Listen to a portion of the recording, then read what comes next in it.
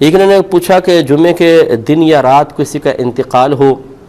اور اسی طرح رمضان کے اندر سنا ہے کہ وہ شخص سیدھا جنت میں جاتا ہے، کیا یہ بات صحیح ہے؟ تو جی ہاں، یہ ضرور ہے کہ حساب و کتاب بالکل بھی نہیں ہوگا ایسے شخص کا، اور جس کا حساب و کتاب نہیں ہوگا انشاءاللہ اللہ کی رحمت سے امید ہے کہ وہ جنت میں جائے گا۔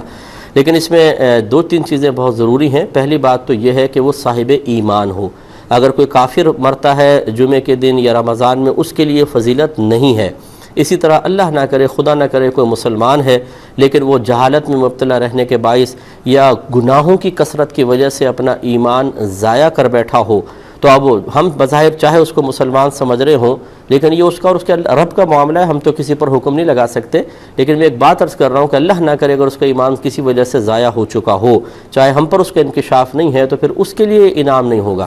تو بعض ایسے ہوتے ہیں جو اللہ تعالیٰ کی بارگاہ میں منہ بھر بھر کے شکوے کرتے ہیں، ذرا بھی کوئی تنگ دستی آئی، پریشانی آئی تو یہ اللہ تو نے کیا ظلم کر رکھا ہے، تیرا کیسا انصاف ہے، اور معاذ اللہ ثم معاذ اللہ یہاں تک سنا گیا ہے، اور بکثرت ہمارے پاس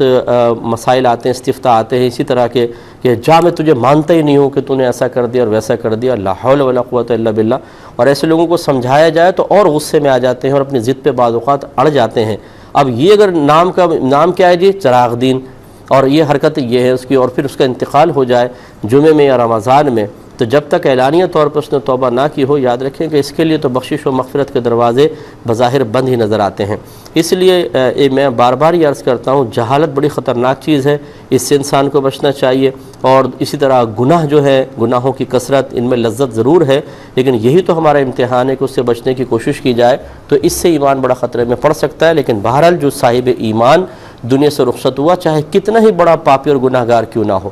اگر مسلمان ہے تو اس کے لیے انعام ضرور ہوگا۔